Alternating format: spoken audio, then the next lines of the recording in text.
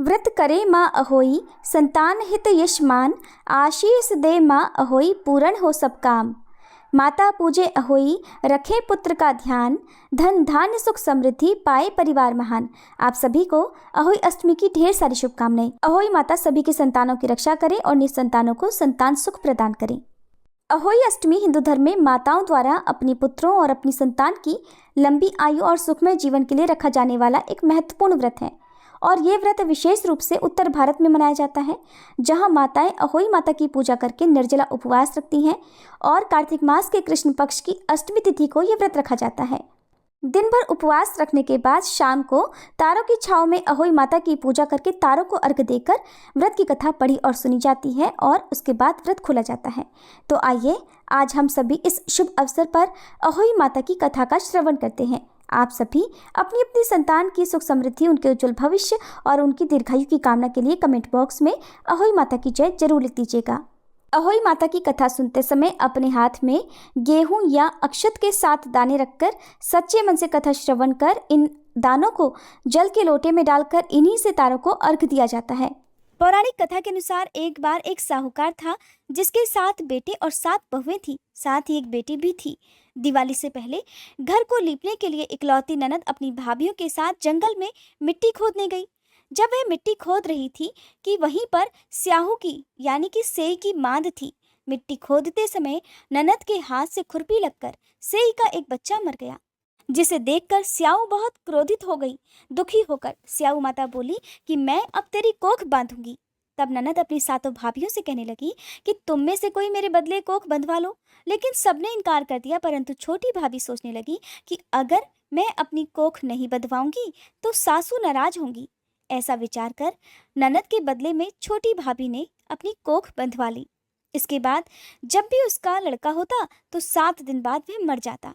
एक दिन उसने पंडित जी को बुलवाकर पूछा कि पंडित जी, मेरी संतान 7वें दिन ही क्यों मर जाती है? तब पंडित जी ने कहा कि तुम सुरही गाय की पूजा करो, सुरही गाय की सेवा करो, क्योंकि सुरही गाय स्याऊ माता की सहेली है। जब वह तेरी कोख खोल देगी तभी तेरा बच्चा जिएगा। इसके बाद से छोटी बहू सुबह जल्दी उठकर चुपचाप सुरही गाय के नीचे साफ सफाई करके आ जाया करती। गौ माता एक दिन बोली कि आजकल कौन मेरी सेवा कर रहा है, सो आज देखूंगी। एक दिन गौ माता खूब जल्दी उठ गई। क्या देखती है कि एक औरत आकर उसके नीचे गोबर आदि साफ करके चली जाती है। गौ माता उससे बोली, मैं तेरी सेवा से प्रसन्न हूँ, जो चाहे वो वर मांग ले।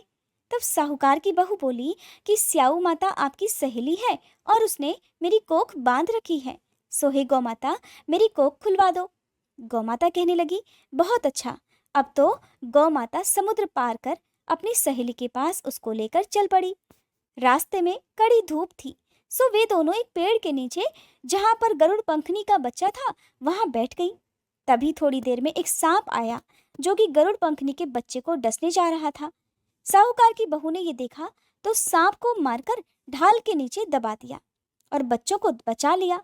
थोड़ी देर बाद गरुड़ पंखनी आई और वहां पर खून पड़ा हुआ देखा तो साहूकार की बहू को चोंच मारने लगी। उसने सोचा कि हो ना हो इसी बहू ने मेरे बच्चों को मार डाला है। तब साहूकारनी बोली कि मैंने तेरे बच्चों को नहीं मारा, बल्कि सांप तेरे बच्चों को डसने आया था। मैंने तो उस सांप से तेरे बच्चों को बचाया है। ये सुनकर गरुड़ पंखनी खुश होकर बोली कि मांग, तू क्या मांगती है? साहूकार की बहू बोली, हे गरुड़ पंखनी, मुझे 7 समुंदर पार स्याऊ माता के पास पहुंचा दो। गरुड़ पंखनी ने दोनों को अपनी पीठ पर बिठाकर स्याऊ माता के पास पहुंचा दिया। स्याऊ माता उन्हें देखकर बोली कि बहन बहुत दिनों के बाद आई। फिर कहने लगी, बहन मेरे सिर में जूं पड़ गई, जरा मेरे सिर से जुएं तो बीन दो। तब सुरही गाय के कहने पर साहूकार की बहू ने सलाई से उनकी सारी जुएं निकाल दी। इस पर स्याऊ माता प्रसन्न होकर बोली कि तूने मेरे सिर में बहुत सलाई डाली है, इसलिए 7 बेटे और बहुएं तुझे मिलेंगी। वह बोली, हे स्याऊ माता, मेरे तो एक भी बेटा नहीं है, 7 बेटे कहाँ से होंगे? स्याऊ माता बोली, वचन दे दिया सो दे दिया, वचन से फिरूं तो धोबी कुंड पर कंकरी हो जाऊं। जब साहूकार की बहू बोली, मेरी कोख तो तुम्हारे पास बंद पड़ी है। ये सुनकर स्याऊ माता बोली, तूने तो मुझे ठग लिया।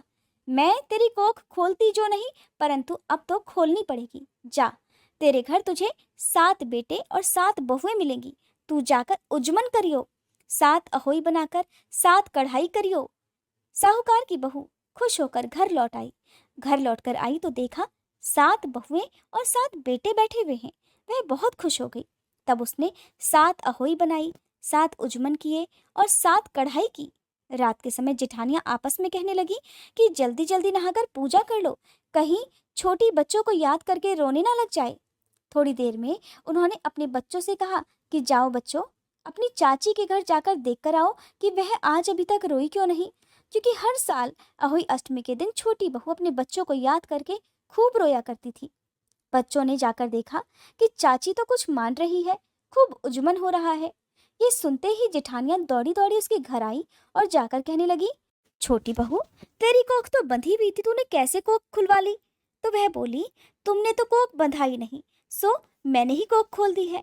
स्याऊ माता ने कृपा करके मेरी कोख खोल दी। हे स्याऊ माता, जिस प्रकार आपने मेरी कोख खोली, उसी प्रकार संतान सुख की इच्छा रखने वाली सभी महिलाओं की कोख भी खोल देना। संतान सुख की कामना रखने वाली हर महिला को संतान सुख देना और जिनकी संतानें हैं उनकी सभी संतानों की रक्षा करना। प्रेम से बोलिए अहोई माता की जय। ओम जय अहोई माता, मैया जय अहोई माता, तुमको निस दिन ध्यावत हरि विष्णु विधाता। ओम जय अहोई माता, ब्रह्माणी रुद्राणी कमला तू ही है जग माता। सूर्य चंद्रमा ध्यावत नारद ऋषि गाता। ओम जय अहोई माता, माता रूप निरंजन सुख संपत्ति दाता। जो कोई तुमको ध्यावत नित्य मंगल पाता। ओम जय अहोई माता, तू ही पाताल बसंती, तू ही है शुभदाता। कर्म प्रभाव प्रकाशक जग निधि से त्राता। ओम जय अहोई माता, जिस घर तुम्हरो वासा ताहि घर गुण आता। कर न सके सोई कर ले मन नहीं घबराता। ओम जय अहोई माता, तुम बिन सुख न होवे ना कोई पुत्र पाता। खान पान का वैभव तुम बिन नहीं आता। ओम जय अहोई माता, शुभ गुण सुंदर युक्ता क्षीर निधि की जाता। रत्न चतुर्दश तुम बिन कोई नहीं पाता। ओम जय अहोई माता, श्री अहोई माँ की आरती जो कोई जन गाता। उर उमंग अति उपजे पाप उतर जाता। ओम जय अहोई माता, मैया जय अहोई माता। ये थी आज की वीडियो। उम्मीद है आपको पसंद आई होगी।